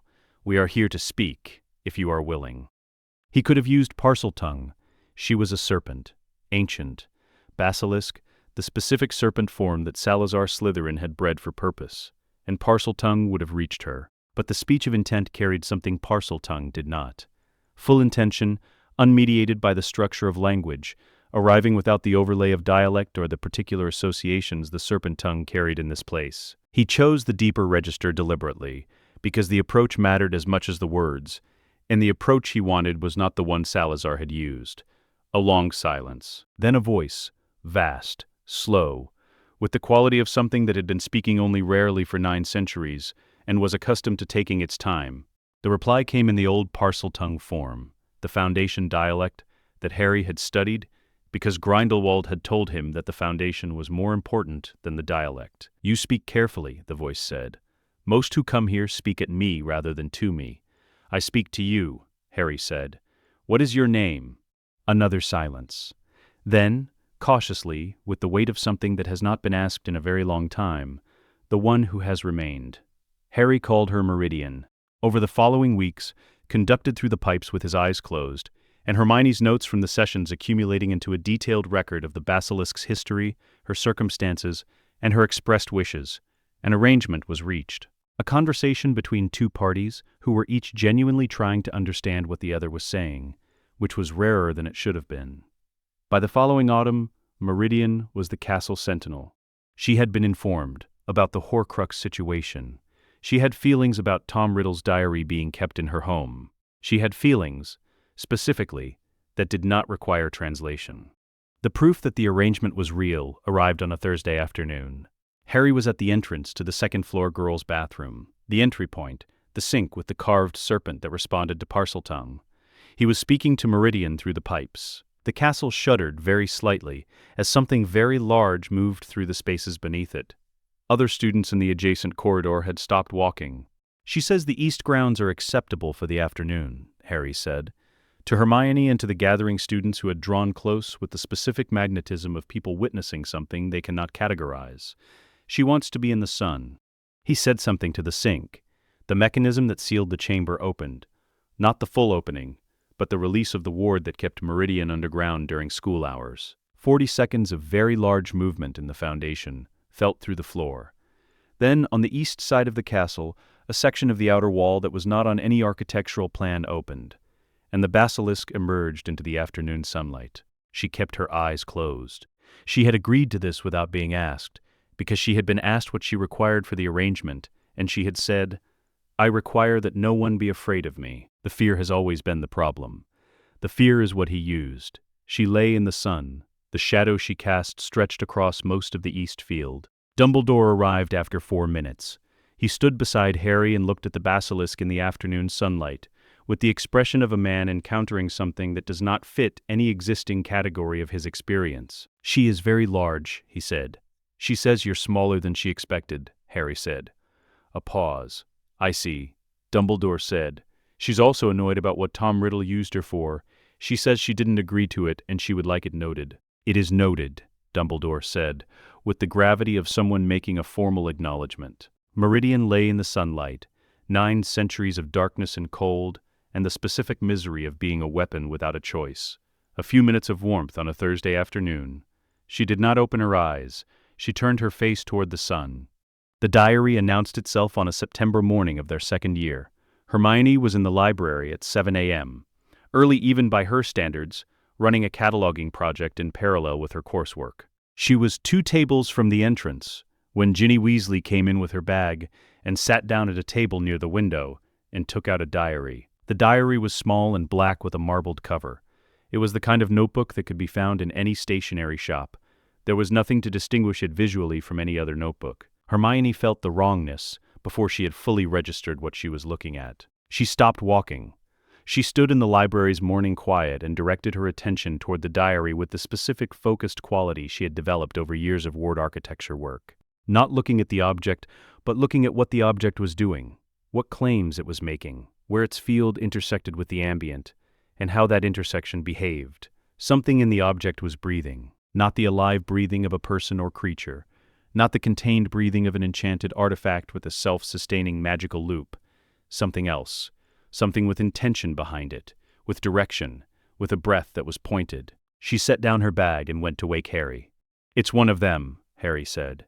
He said it without hesitation, sitting on the edge of his bed, with his soul sight already extended toward the library 2 floors away. The low, discordant note that the Horcrux training had taught him to hear, the note below perception, the wrong note in the ambient, was present and clear and unmistakably what it was. "Ginny Weasley has had it since at least the start of term," Hermione said. "Possibly longer. The fragment inside will have been building a relationship with her, working on her trust. We need to talk to her." "Carefully," Hermione said. "She's 10 years old. She may have been corresponding with it since summer.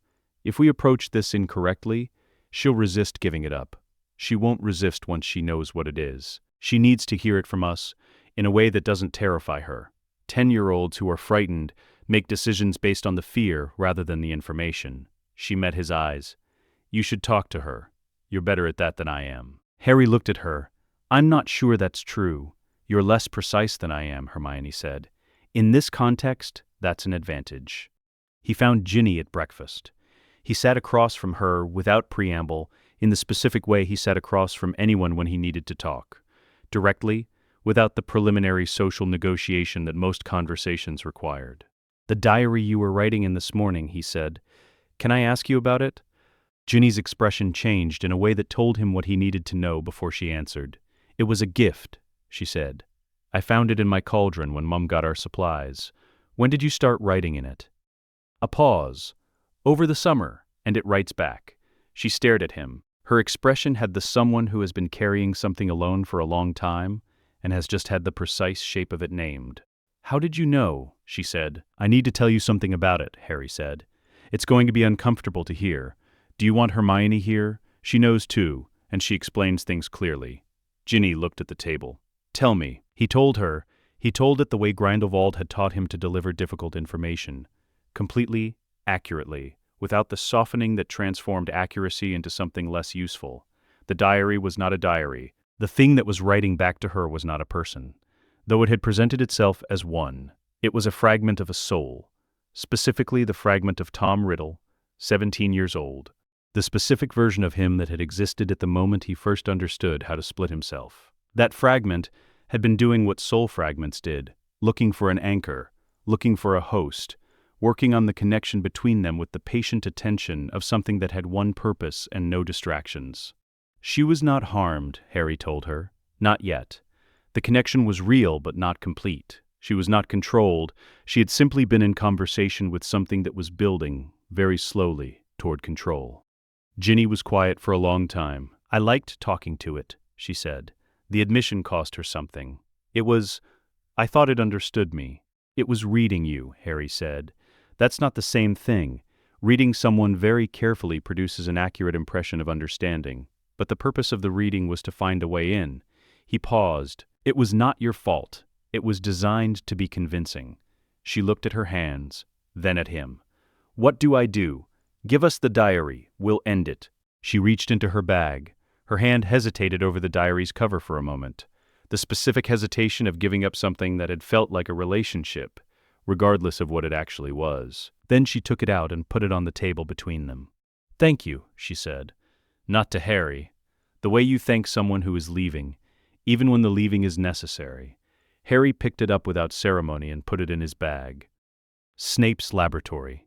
That evening, the diary sat on the bench between them. Hermione was running a mapping of its internal architecture, the field geometry of the soul fragment's anchor, charted in the notation she had been developing since September of their first year, specifically for this purpose. "It knows we're here," Harry said. He had the listening that meant his soul sight was active, the slight interior distance of someone attending to a signal below the surface of the room. "The fragment is aware. It registered us the moment we brought it in." He paused. "It's attempting to communicate. Through the anchor, not through the writing, just a pressure, trying to establish connection." "Trying to find out what we are," Hermione said without looking up from her notation. "Yes. It reached toward me and found," he considered, "nothing it could hold. I'm the wrong shape for what it's looking for." Snape, standing across the bench with his arms folded and the expression of a man watching a procedure he needs to understand thoroughly before contributing, said, "The resonance signature approach. The fragment is oriented outward, looking for connection. It's not attending to its anchor." "Which means the anchor is exposed," Hermione said. She looked at her completed map. She looked at Harry. "Can you hold its attention?" "Yes, hold it outward. Give it something to reach toward that isn't coming from where we're working." Harry directed his soul sight toward the diary and produced with specific intention a quality of presence that the fragment could feel. Not a genuine connection, but the impression of one. A shaped resonance that offered exactly what the fragment was looking for: warmth, receptiveness, the impression of an opening. The fragment extended toward it immediately, with the eagerness of something that has been looking for this for a very long time. Hermione applied the isolation sequence.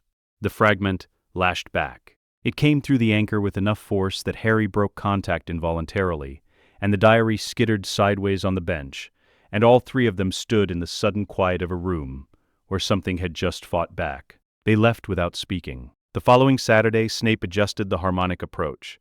The second attempt held for 4 seconds before the anchor retreated. Close, not close enough. Third Saturday, Hermione applied the isolation sequence. The anchor held still while the isolation completed around it. "Hold," Hermione said. She performed the dissolution, the alchemical unmaking of the anchor, not destroying the diary, not releasing the fragment into the ambient, but carefully and precisely severing the soul fragment from the thing that had been keeping it coherent in this specific object. The fragment dissolved, the diary became paper. The room was quiet. "Confirmed?" Snape said. Hermione ran the resonance check. "Confirmed. Nothing present. The vessel is clean. 1, Harry said. A week later, he watched Ginny Weasley laughing at the Gryffindor table, and could not identify what was wrong until he stopped looking for something wrong and started looking for something absent. Her accidental magic had always had a specific quality, the unconscious fizzing of a child who felt things at full volume. It was still there. It was quieter than it had been. He didn't say anything to Hermione until that evening. She opened her dissolution record and added, 1 line below confirmed, nothing present, vessel clean. It read, cost, unquantified. She did not quantify it. She couldn't. Hermione made a notation in her records. The method, the fragment's specific signature, the outcome. She had been building a file on each Horcrux they destroyed, not for anyone else, but because complete records were not optional in serious work. Grindelwald had been tracking Sirius Black's case for over a year before they began their second year at Hogwarts, working through his network with the systematic patience of someone who understood that the most durable legal victories were the ones that arrived with such complete documentation that no institutional response was available except compliance. He had identified the fundamental structural problem in Black's imprisonment within the first week of Sirius investigation. The Fidelius charm required a living secret keeper to maintain it. If Peter Pettigrew was dead, the charm would have collapsed the moment he died. The secret would have become accessible to everyone who had known it, the charm's architecture unwinding without its central pillar. The secret had not become accessible. Therefore Pettigrew had not died. Therefore the testimony on which Sirius Black had been convicted, the eyewitness account of a living man's death, was testimony about something that had not occurred. The British Ministry of Magic, confronted with this logic, would do what it always did with logic that threatened institutional convenience. It would find reasons why the logic was insufficient, complicated, subject to alternative interpretation, requiring further investigation that it would never quite finish. Grindelwald did not file with the British Ministry. He filed with the International Confederation of Wizards, citing the Statute of Wizarding Secrecy's governance provisions, specifically the oversight clause that bound member ministries to minimum standards of due process, under which a conviction with no trial and no wand examination was demonstrably non-compliant. He filed under his own name because his name, regardless of everything else attached to it, carried a weight within the Confederation that could not be procedurally dismissed. The older members of the Confederation's governance body, upon receiving this filing, had a series of private conversations with each other about the practical implications of ignoring it, and whether that choice was something they wanted documented as part of their institutional records. They concluded that it was not. The filing moved forward. Hermione mapped an anomaly in Ron Weasley's dormitory in October of their second year. A rat with a slightly wrong magical resonance for an ordinary magical animal. 12 years old by Ron's own account. Missing a toe on one front paw. The resonance was suppressed in the specific way of an animagus who had been holding a non-human form for so long that the suppression had calcified into something close to permanent. She brought it to Harry's attention over breakfast, in a voice low enough for no one else at the long Gryffindor table to catch. "Ron's rat," Harry said. "Yes, the resonance. It's wrong," she said. "It's been wrong since the first week. I kept checking, thinking I'd misread it. I hadn't." Harry was quiet for a moment. He extended his soul sight toward the rat at the far end of the table, where it was sitting on Ron's bag, with the specific inertness of an animal that was very carefully not drawing attention to itself. He found the shape of the suppressed form beneath the rat's surface. He found a human soul. "We wait," he said. "The Confederation proceeding needs to be scheduled first," Hermione said. "And we need a faculty witness the Confederation will accept as credible. And we need the testimony recorded on a certified evidence crystal before Pettigrew has any warning." She met Harry's eyes. One chance to get this right. They waited. The forced reveal application happened in Ron's dormitory on a Saturday morning of their third year, with Professor Snape present as faculty witness and an evidence crystal recording the proceeding. Snape had agreed to be present without being told precisely why. He had been told only that his expertise in dark binding was required for a demonstration, which was technically accurate. When the rat convulsed and grew and shifted, and Peter Pettigrew arrived in the dormitory with the specific expression of someone who has been discovered, Snape's face did the thing it did when too many things were happening simultaneously. He did not move. He did not speak. He simply watched the transformation complete itself, with the expression of a man who has spent 12 years hating the wrong person for the right crime and is now in the room with the correct person. Pettigrew attempted to run immediately, the dormitory's perimeter ward, which Hermione had applied during the 30 minutes she had spent with the rat on the stated grounds of running a health diagnostic, held. Snape's hand closed around Pettigrew's arm. The confession was given under veritaserum. Snape administered it in the hospital wing, with McGonagall and 2 additional faculty members as required by the witness protocol. The evidence crystal recorded everything. Pettigrew confirmed that he had been the secret keeper. He confirmed that he had given the Potter's location to Voldemort, willingly and in advance, in exchange for what he had believed would be protection. He confirmed that the 12 Muggle deaths had been his own action, a single curse, then the staged scene, then the severed finger, then years of a rat's life while Sirius Black sat in Azkaban for what he had done. He confirmed that Sirius Black had known nothing of the betrayal. Snape was present for the entire testimony. He stood against the wall of the hospital wing with his arms folded and his expression performing the blankness he deployed when too many things were happening simultaneously to allow any single one to surface. He was watching Pettigrew with the attention that Harry had learned to read as Snape's version of a reckoning. Not emotional, precisely, but the internal revision of something that had been structured incorrectly and was now being corrected. When the testimony concluded and the Aurors McGonagall had summoned arrived to take Pettigrew into custody, Snape remained. "The testimony is conclusive," he said. "Yes," McGonagall said. He looked at the doorway through which Pettigrew had been removed. He looked at it for a long time. "Black should be released," he said. "Yes." He said nothing else. He left.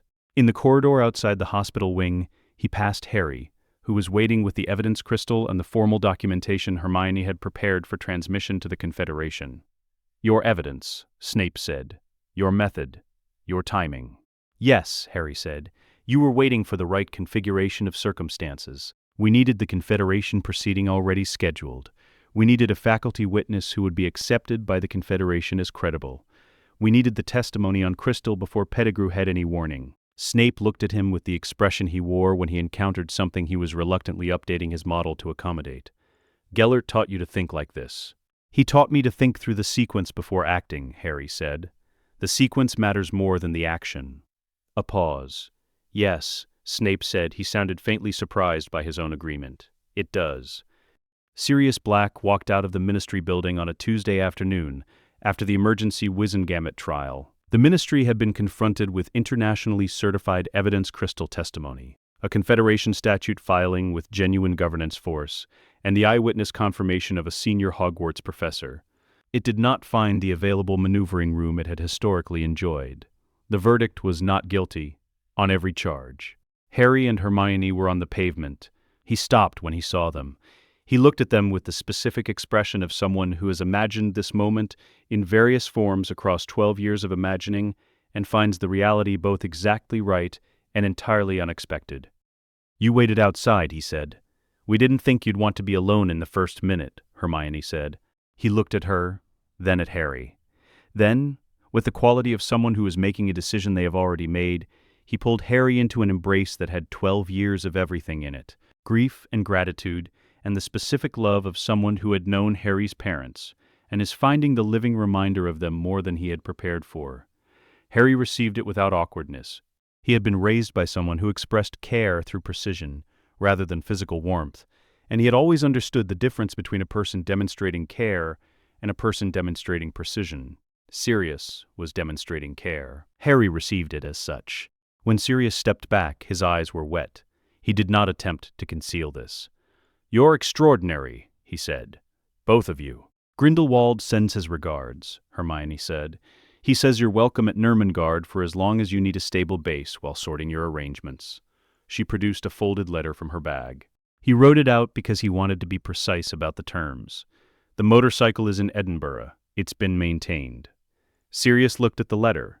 He looked at Harry. "He said something like that would matter to you," Harry said. Something crossed Sirius's face. Not sentiment exactly, but the specific warmth of someone receiving proof that they have been known from a distance, that someone paid enough attention to understand what would matter. He took the letter. "Your parents," Sirius said. "James and Lily. They would have been—" He stopped. He was a man who had found in the years since their deaths that sentences about them often didn't complete themselves. "I was going to say proud, but that's not." He looked at Harry. "They would have been amazed." "I'm told that's a better outcome," Harry said. Sirius laughed. A short, startled sound, the laugh of someone who has not laughed in a long time and has just discovered that the capability is still available. Yes, he said, it is. The goblet produced 2 more names. Harry Potter, Hermione Granger. Neither had entered. They went anyway. First task, Harry spoke to the Horntail in the speech of intent and walked out with the egg in 90 seconds. Second task, Hermione cracked the sealed container in 4 minutes, paused to annotate an interesting word layer in her notebook, then handed the document to the officials without comment. Third task, they walked through the maze together, cleared every obstacle, freed every trapped champion, and lifted the cup from its plinth knowing precisely where it led. The graveyard came all at once. Wormtail, the ritual. Voldemort risen. Harry gave his blood willingly and without being asked, because it did not matter. While Voldemort oriented toward Harry with everything he had accumulated across 60 years of dark mastery, Hermione worked behind him in the ambient field with the quiet precision of someone completing work she had been building toward for 4 years. Every remaining Horcrux tagged and dissolved. The ring, the locket, the cup, the diadem. Nagini, whose deep serpent soul Meridian had communicated with through Harry as intermediary 3 months prior, who had agreed, slowly, in the old register, with the weight of something that had been waiting for someone to ask, to be freed rather than destroyed. And finally, the one in Harry's scar. He went into the deep stillness. It was not like the training chamber stillness. It was not the controlled interior quiet of a directed exercise. It was absolute, the specific absence of Harry, the engine gone silent, the frequency she had known since she was 5 years old, simply not present where it should have been. She held the anchor and counted. 1, 2, 3. The window was 4 seconds, maybe 5, and at 4 seconds nothing had moved, and at 5 seconds she was still counting, and the anchor in her hands had the wrong weight, the slack weight, the weight of something that had lost its tension. She was not afraid. She did not have time to be afraid. She had approximately 1 second to make a decision she had no methodology for, and she made it the way she made decisions when the architecture ran out, completely, without hesitation, from the place below the architecture where the work actually lived. She pulled, not a technique, his shape, the specific frequency of him, the engine she had known since Hampstead, the thing that was not power exactly, but was what power looked like when it had somewhere to go. She reached for that, and she pulled, and her hand on his arm was not steady, and she did not notice that it wasn't steady until afterward. He came back, the fragment dissolved, the graveyard air was cold and smelled of wet grass. She didn't tell him. Done, she said. Tom Riddle stood in the graveyard with no Horcruxes and no Elder Wand. Harry had redirected it from his grip 30 seconds into the confrontation, using the same principle as redirecting a river, and understood, in the particular way of someone encountering a truth they spent their entire life engineering elaborate structures to avoid, that he had lost before he arrived. He did not rage, he did not beg. He stood in the graveyard that bore his grandfather's name and was simply, finally, an old man. Mortal, reduced to the dimensions of what he actually was beneath everything he had constructed to avoid being it. You could have been extraordinary, Harry said. He said it without cruelty and without performance, as a simple statement of fact. You had everything required. You used it to make yourself hollow. Voldemort said nothing. You'll live, Harry said. Small, accountable. The Confederation will try you properly, and then you'll have whatever time you have left. He looked at the man who had been the terror of the wizarding world for 3 decades, and found him, at the actual scale of things, not very large at all. That's not mercy. It's accuracy. You're not worth the drama of a martyr's death, and I won't give you one. Hermione's containment sphere settled around Tom Riddle with the quiet finality of something built to last. It was silver and clean, and it did not require visible effort to maintain, because she had designed it not to. They walked out of the maze at 5 minutes past 11. 2 14-year-olds in slightly damp imperial blue robes, a containment sphere floating between them at knee height. The stands were still full. Nobody had left, because nobody had known what they were waiting for, only that they were waiting. Dumbledore was at the platform's edge. He looked at the sphere. He looked at the 2 students who were carrying it. His expression moved through several things and arrived somewhere that had no category name, something beneath all his usual registers. the specific look of a man who has spent a lifetime carrying the weight of a plan he believed was necessary, and has just discovered the plan was never going to be the thing that mattered. Harry set the sphere down on the grass. "Voldemort," he said, "fully mortal. All Horcruxes dissolved, including the inadvertent one he created in my scar the night he killed my parents.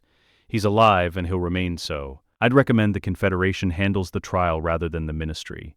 The Ministry's institutional record on this particular matter doesn't inspire confidence." Dumbledore looked at the sphere for a very long time. Then, "Grindelwald planned this. He planned the conditions," Harry said. "He provided the education. He gave us the framework and the capability and the philosophical foundation."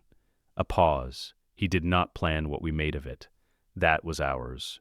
Dumbledore looked at Hermione. She was completing the final entry in the notebook she had been writing in during the containment sphere's construction. The full dissolution record, the resonance signatures, the methodology, the confirmed outcomes. She finished the sentence she was writing, closed the notebook, and looked up. That night, she opened the dissolution record to the graveyard entry. She wrote the method, the resonance signatures, the confirmed outcomes. At the bottom of the entry she wrote, "Cost. Unquantified." She looked at it for a long time. It was the second time she had written those words. She did not know if there would be a third. She closed the notebook and did not open it again until morning. "Tell him," Dumbledore said, "that I would like to come to Nurmengard. He'll say the invitation has always stood," Harry said. "I know," Dumbledore said. "Tell him anyway." Dumbledore came to Nurmengard at the end of term, first time in 52 years. He arrived at the gate alone, without announcement. The gate recognized his presence and admitted him without requiring a request, which was Grindelwald's instruction to the ward architecture, and which told Dumbledore, in the specific language of significant gestures, something he had needed to know. Grindelwald met him in the main hall. Two very old men stood at the center of it, the specific quiet of people who have a shared history so large and so complicated that the question of where to begin is genuinely open. "You look tired, Albus," Grindelwald said. "I am tired, Gellert," Dumbledore said. "The children are extraordinary. Both of them. Yes, both of them." He paused. "Harry will tell you I planned it. This is partly true. I planned the conditions. I provided the education. I gave him the philosophical framework and the technical capability." He looked at his hands. Old hands, still steady. "I did not plan what he made of it. That was his. And Hermione's." "I found her," Grindelwald said. "I did not make her. She arrived. She was already, in every meaningful sense, herself, which is perhaps the most important thing I ever did. I recognized what she was and placed it next to what Harry was, and had the intelligence to step back." Dumbledore said, "You gave him everything and asked nothing. I asked a great deal in a different currency." A pause. "I raised him with the understanding that he was already exactly what he needed to be. Not a sacrifice, not a weapon, not a symbol to be aimed. A person with extraordinary potential and the right to develop it completely. You also raised him with your ideology. I raised him with a philosophy. He tested it against the evidence, and kept what held. The thing he said to Riddle in that graveyard, that making yourself hollow solves nothing, that sovereignty means nothing if there is no self left to be sovereign. I did not say that to him. I said versions of it. He synthesized them into something cleaner than my version." Grindelwald looked at Dumbledore steadily. He improved on it. They were quiet for a long moment. "I'll retire from Hogwarts at the end of the year," Dumbledore said. "I'll recommend Minerva for the position. She'll be excellent. She will. I may come back here, to work, if the invitation stands." Grindelwald looked at him, at the man he had known at 17, at the man who had become Albus Dumbledore through the long wait of choices and their consequences, at the man who was still, underneath everything, someone he had once understood better than anyone in the world, and who had once understood him the same way. "The invitation," he said, "has always stood." The valley below Nurmengard was summer gold in the evening light. Harry and Hermione sat at the mountain's edge in the posture that had been theirs since they were 7 years old, not a performed arrangement, but simply where they went when they needed to think. The air was cold at the altitude, and the valley below was warm, and the light at this hour made everything look like the final, finished version of itself. "Nagini?" Harry said. "Settled in the Romanian highlands," Hermione said. "Meridian sent her regards through the pipe channel last week." Apparently, they've been corresponding. Of course they have. She was writing, as she was always writing, the notebook open across her knee. The Confederation's new detention standards, the revised dissolution methodology for potential future applications, the curriculum framework for the 43 students currently in the first intake of the Nurmengard Academy, ranging from 7 to 15, all selected by the same criterion, not lineage, not purity, not name, simply the quality of what they were and what they were becoming. Below them, the sounds of that first intake working through their elemental exercises rose faintly in the evening air. Someone was attempting to hold water still. Someone else was attempting to map a moving light source. Someone with very significant untrained power was doing something loud that ended with a crash and then laughter. "Do you think he knew?" Hermione said, "when he found you? That first night, do you think he knew what we'd become?" Harry thought about this with the quality he brought to things he wanted to answer correctly rather than quickly. "He knew the shape of it," he said finally. "But the specific thing, I think we became something he didn't predict, because he was working from his own experience. And his experience didn't include," he gestured vaguely toward her. "Didn't include what?" "The thing that makes the work worth doing," he said. "Not just capable. Worth something. He found a housing for the engine. He didn't know the housing would also be the reason the engine cared where it was going." Hermione was quiet for a moment. Then, "That's very diplomatic. I've had good training." She laughed. He smiled. The valley was gold, and the evening was the specific shade of ending that is also a beginning, because it comes before the dark, which comes before the next morning. And the work that was still to come was the largest and most important work they had ever faced, and neither of them was afraid of it. "Let us know what you'd like to see next." The end.